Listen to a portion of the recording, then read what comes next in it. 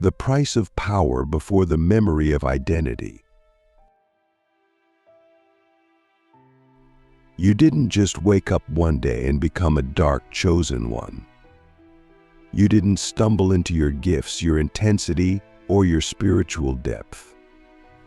You were built for it, forged, tempered in frequencies most people will never touch without unraveling. But here's the hidden truth: before you were born, before you had a name, and before your soul was wrapped in flesh, you signed 3 contracts. Not with a pen, not in language, but in energy, in vibration, in agreement, silent, sacred, and binding until remembered. Click subscribe to this channel to get more profound spiritual lessons.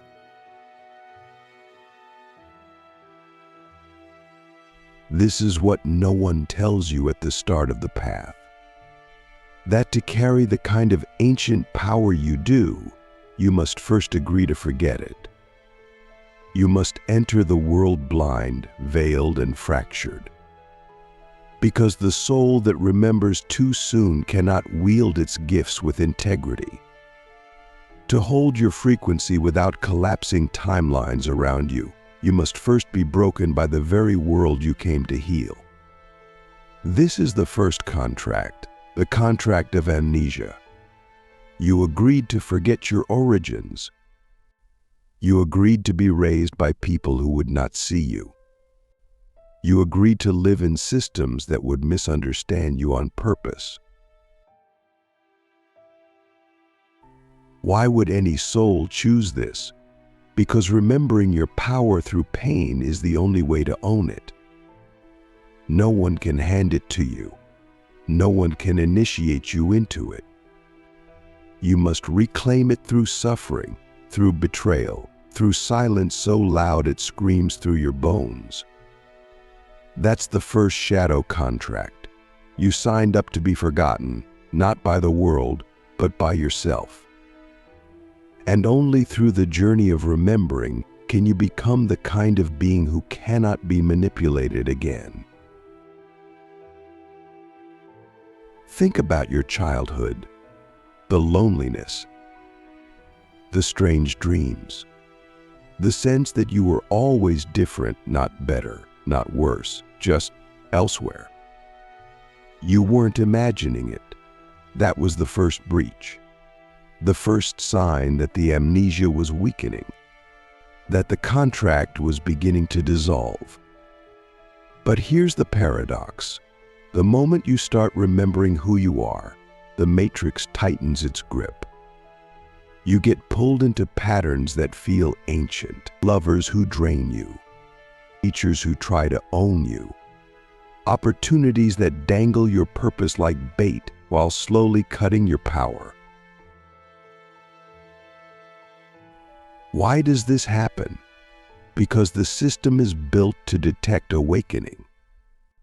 And once your frequency starts to rise, you trigger the second shadow contract, the contract of isolation. You didn't just forget yourself. You agreed to walk alone, to be the outsider, the anomaly, the one who can't fully attach to any tribe, ideology, or identity because you're not meant to belong. You're meant to see. There is a moment in every dark chosen one's life when the loneliness reaches a pitch beyond language.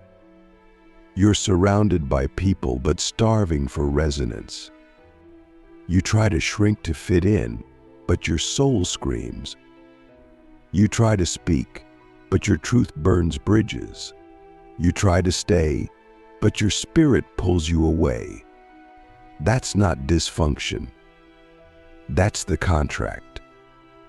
You agreed to stand apart so you could see what others are too entangled to perceive. You were never meant to be relatable. You were meant to be real. And here's the deepest wisdom: isolation is not punishment. It's preparation. You are placed in the void so you can hear your own signal. You are removed from the noise so you can remember your own tone. The silence is not absence, it's attunement. You are being tuned to a frequency that is not of this world, but is desperately needed in it. But here's the trap. When we don't remember that we signed this contract, we start to internalize the isolation. We think we're broken. We chase belonging in systems that are allergic to our frequency. We twist ourselves trying to earn what we were never meant to need. And that opens the third and most dangerous contract, the contract of energetic servitude. This is the agreement to give away your power in exchange for temporary safety. It starts small. You silence your intuition to keep a relationship. You ignore red flags to stay in a tribe. You dim your truth to avoid being called too intense. But every time you do this, you leak power. You give your energy to people, ideas, and structures that were never designed to hold you. And slowly your gifts begin to turn against you. Your intuition becomes anxiety. Your empathy becomes burnout. Your vision becomes torment. Not because you're cursed, but because you're misaligned with your own soul contract. Let me ask you something that most people are too afraid to ask themselves. Where in your life are you betraying your true self just to feel accepted by people who secretly fear your power? Sit with that. Let it sting. Because that sting is the doorway. The moment you locate that betrayal, you can revoke the contract. You can call your energy back, not through revenge, not through drama, but through remembrance. So how do we begin to exit these contracts? First, we stop spiritualizing our pain. Not everything is a lesson. Some of it is interference. Some of it is the residue of agreements we forgot we made. Second, we stop chasing resonance where there is only resistance. If a space cannot hold your frequency, it is not your home. And third, we stop apologizing for the weight we carry. Your depth is not a burden. It is a blueprint, a map, a technology that is waiting to be activated. And that activation begins the moment you say, I remember. I revoke any contract that no longer serves my soul's evolution. I call back my energy from all spaces, faces, and systems that were built to contain me. I walk forward not as a seeker, but as a sovereign field of remembering. You didn't come here to be liked. You came here to become. And becoming requires fire. Becoming requires solitude. Becoming requires the kind of inner integrity that cannot be bought, borrowed, or broken. In the next part, we're going deeper into the mechanics of these shadow contracts, how they play out in love, leadership, and legacy. I'll show you how your most painful relationships were not accidents, but activations, and how your deepest betrayals are actually encrypted messages from your future self, pushing you toward your real mission. The lovers, the liars, and the lessons you were never meant to miss. Let me tell you something most people don't want to hear. Your most devastating relationships were not random.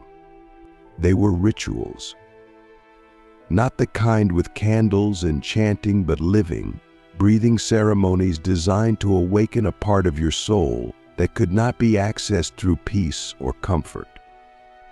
They were soul-forged initiations, and every single one of them was tied to your shadow contracts. The lovers who broke you, the mentors who betrayed you, the friends who turned cold, all of them were part of the contract. And until you see this with your full spiritual eyes, you will keep calling trauma what was actually transmutation in disguise. This is not spiritual bypass. This is spiritual precision. Your soul knew that to reclaim your power, it had to be taken from you. Not once, not twice, but enough times that you stopped looking for safety outside of yourself. Enough times that you remembered you are the source. That's the secret of every dark chosen one. We are not here to be healed, we are here to become the technology that heals others by embodying what we survived. Think back to your most painful love. The one that cracked you open in ways you still don't have words for. The one that made you question your sanity, your worth, your intuition. That wasn't just a karmic loop. That was an initiation into discernment. Because the first thing every shadow contract tests is your ability to choose yourself in the face of illusion. That person didn't just break your heart, they mirrored back the parts of you that still believed pain was proof of love. That sacrifice was noble. That shrinking was spiritual. And when you finally walked away, or maybe you were forced to walk away, you didn't just close a chapter. You closed a timeline. One where your power was outsourced. One where your worth was conditional. One where your light was only welcomed if it didn't outshine someone else's shadow. That wasn't just a breakup. That was the termination of a soul contract. And the grief you felt afterward was not just emotional, it was energetic detox. Here is where most people get stuck on the path. They confuse forgiveness with reconnection. But a dark chosen one doesn't forgive to reunite. We forgive to reclaim data. Every heartbreak, every betrayal, every silent departure, they all leave behind codes. Lessons encoded in pain. Maps drawn in blood. And if you're brave enough to sit in the aftermath without distracting yourself, those codes reactivate your original frequency. The one you carried before the world taught you to fear your own fire. Now let's talk about the liars. The ones who pretended to be safe.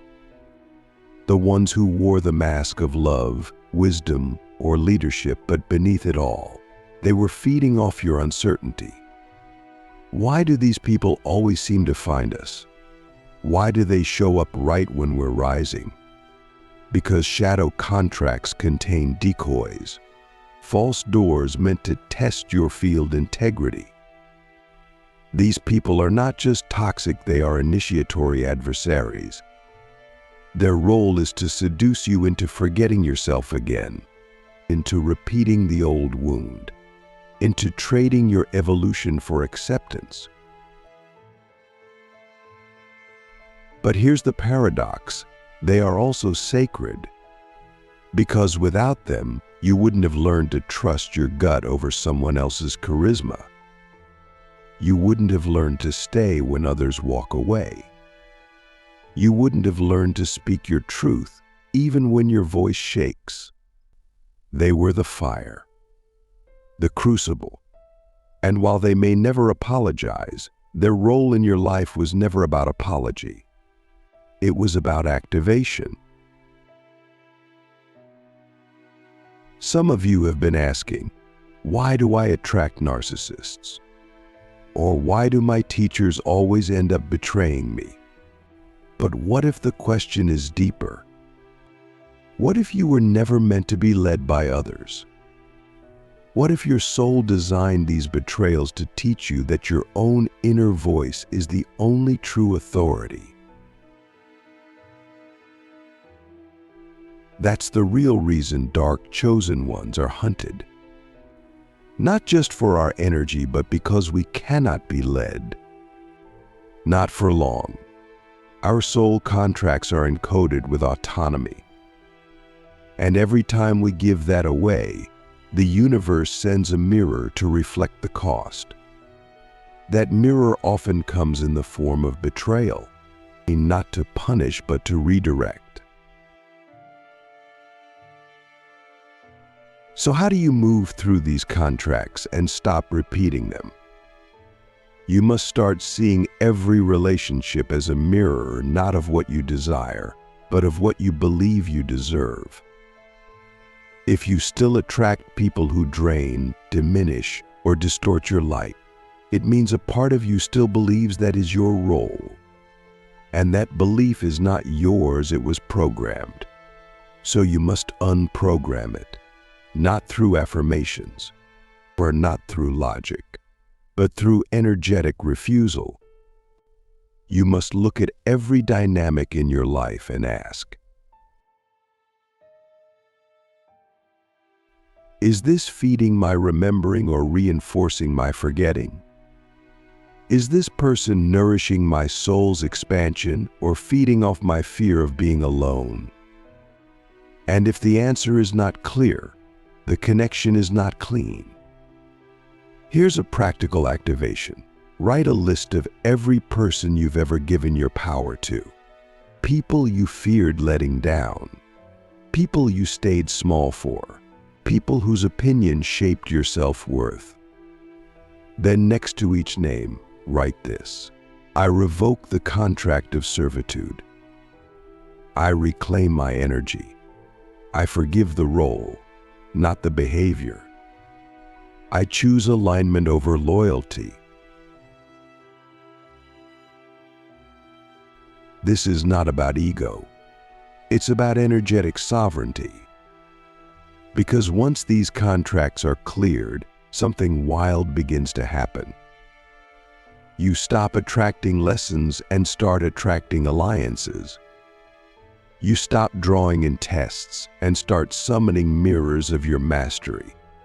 Real love, real resonance, real remembrance. And you begin to see the pattern. Every betrayal was a breadcrumb. Every heartbreak was a portal. Every goodbye was a graduation. Let me leave you with this question. What kind of love, community, and purpose could emerge if you stopped leaking energy into people you were never meant to save? Because when you stop trying to save others, you start becoming the signal that liberates them. The end of the contract, the beginning of the code, walking as a soul that cannot be owned. There comes a moment quiet, invisible, but seismic when the contracts dissolve. Not because you tore them up in a ceremony, not because a mentor confirmed your graduation, but because something within you stopped resonating with the frequency of control. It's not loud. It doesn't feel like a fireworks show. In fact, it feels almost like a disappearance. You stop reacting. You stop proving. You stop explaining your pain, your power, your path. You stop chasing closure from people who never had the capacity to hear you in the first place.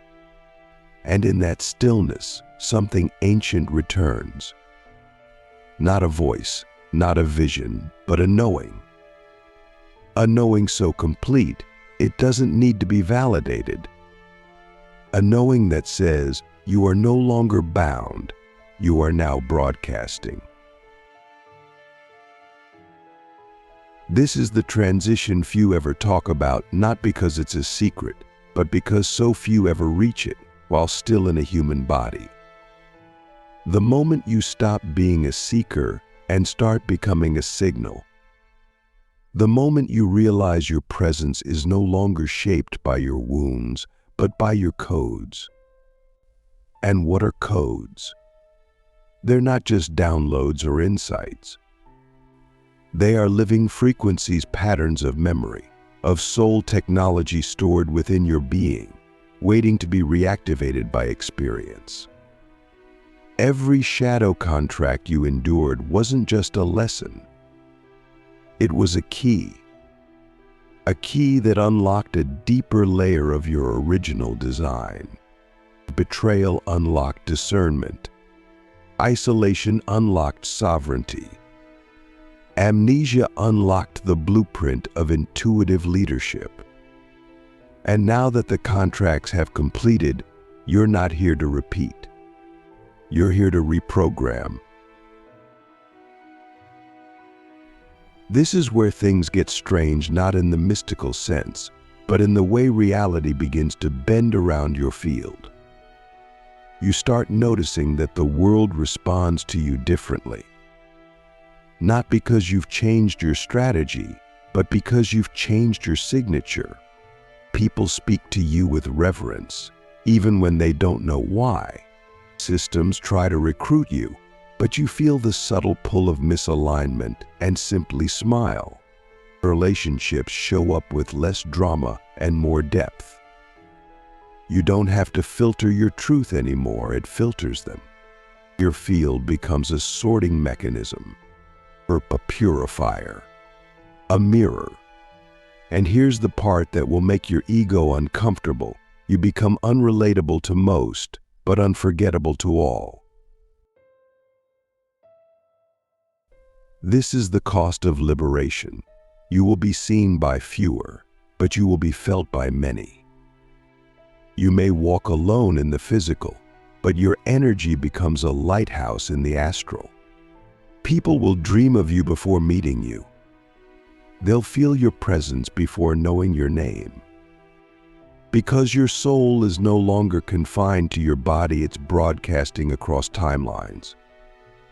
You've become a frequency bridge, a living breach in the illusion. A reminder that truth is not something you speak, it's something you become. And once you become it, you can't be bought, broken, or owned. But this level of embodiment comes with a new kind of responsibility, not to others, not to a cause, but to your own integrity. No more pretending you don't know. No more shrinking to keep the peace. No more outsourcing your intuition to a system, a teacher, or a tribe. You are the code now. And that means your life becomes a living transmission. Every word, every silence, every choice carries weight, not pressure, power. You begin to notice that even your presence activates others. You don't need to coach, heal, or convert. You just need to exist fully, and the field around you begins to recalibrate. This is leadership in its most raw, unmarketed form. Not the kind that gathers followers, but the kind that awakens leaders. You're not here to be worshipped. You're here to remind others of their own signal. And that's the most dangerous kind of leadership in a world addicted to hierarchy. Because when you walk as the code, you dismantle the need for intermediaries. You collapse the illusion that truth must be delivered through a structure. You become living proof that divinity can move directly through the human form uncorrupted. And that kind of embodiment terrifies the system, because it cannot be taxed, tamed, or tracked. But let's go deeper, beyond the identity, beyond the role. When you reach this level of remembrance, you begin to feel time differently. You move outside of linearity. You speak, and people feel like they've heard your words before. You love, and others feel lifetimes pass in a single embrace. You walk into a room, and memories begin surfacing in people who don't even know your name. That's not magic. That's field technology. You are carrying not just your healing, but ancestral, planetary, and future codes. You are the container, the signal, and the messenger in one. And here's the most sacred truth. When you become the code, you no longer need protection. You are the protection. The energy that used to hunt you now avoids you, not because you fight it, but because your field no longer offers consent. You don't need to sage, shield, or defend. Your clarity is your firewall. Your stillness is your sword. Your non-reactivity is the end of the contract. You stop attracting lessons and start becoming the curriculum.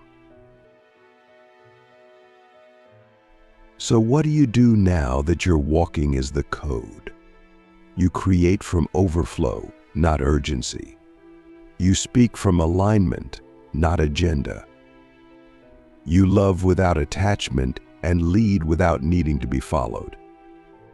You let your life become a living invitation, not for imitation, but for internal awakening. You protect your energy, not from fear, but from honor. You stop explaining your frequency to those committed to misunderstanding it. You move from the sacred knowing that not everyone will get it, and that's the point. Your signal is not for the masses, it's for the ready. And now here's the deepest question I've ever asked you. If you never again needed to prove your worth, your wisdom, or your power, what would you create? And who would you become? Because that is the realm you now walk in, the post-contract realm. The realm where your trauma doesn't define you, your titles don't validate you, and your future isn't something you force, it's something you allow. You are no longer participating in this reality. You are reprogramming it. You are no longer seeking the path. You are the path. You are no longer healing the wound. You are transmitting the cure. In the final part, we're going to seal everything. We'll enter the legacy frequency. I'll show you how to walk in this world as a living myth, how to turn your life into a portal, your presence into a prophecy, and your signal into a network of remembrance that outlives your name.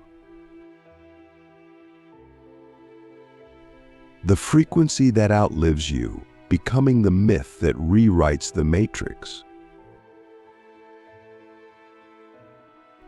There will come a day when no one remembers your name.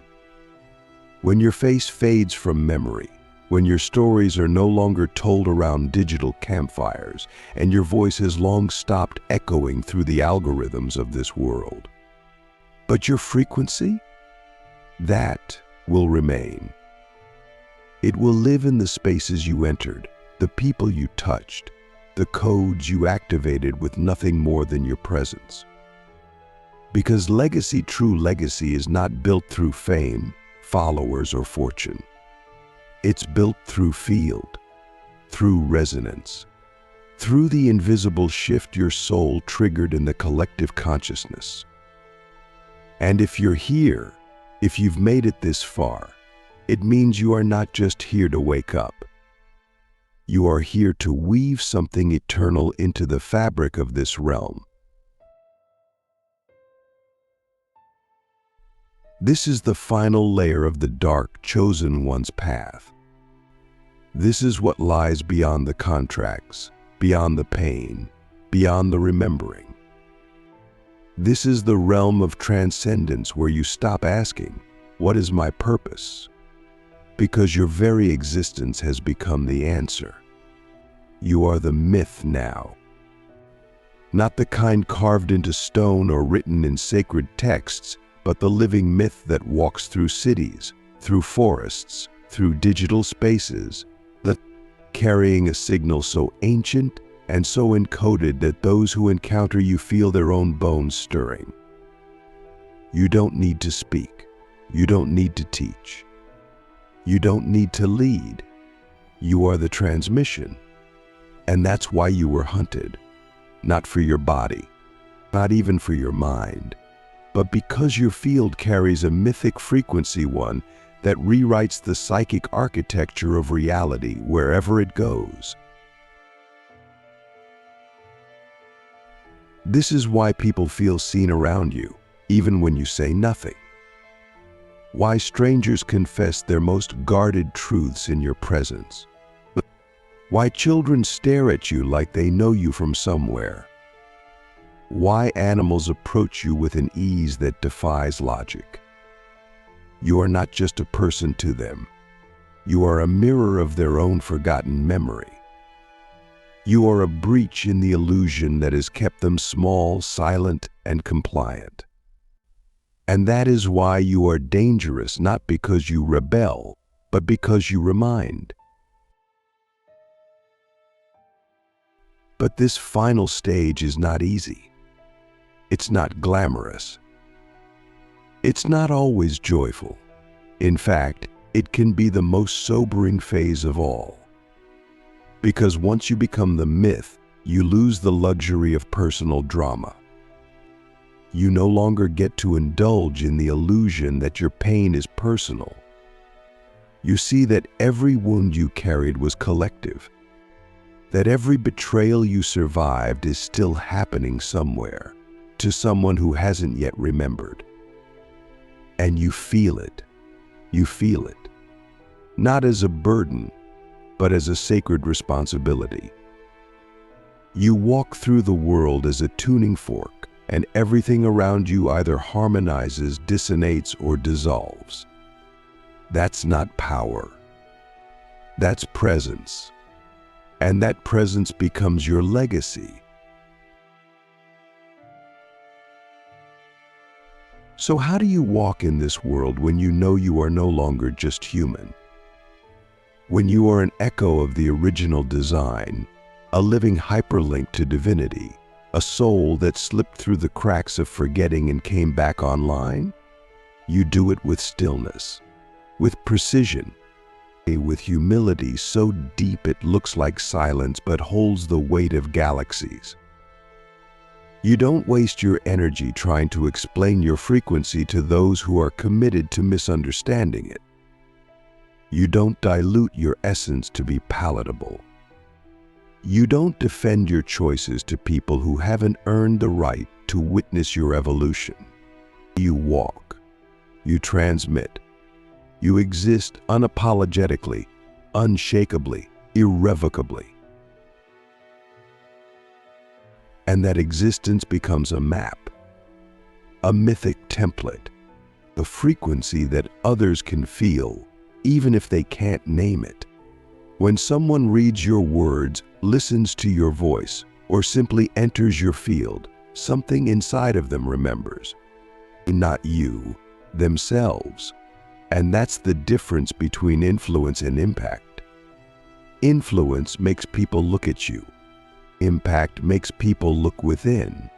You're not here to be admired. You're here to be embodied. You are the seed of a new world, planted in the soil of an old one, and every step you take is sacred geometry reshaping the grid beneath your feet. Let me ask you the final, most important question of your journey. If you knew the world would never give you credit, if no one ever thanked you, if your name was forgotten but your frequency lived on, would you still walk this path? Because that is the soul of true service, not performance, not recognition, but contribution without condition.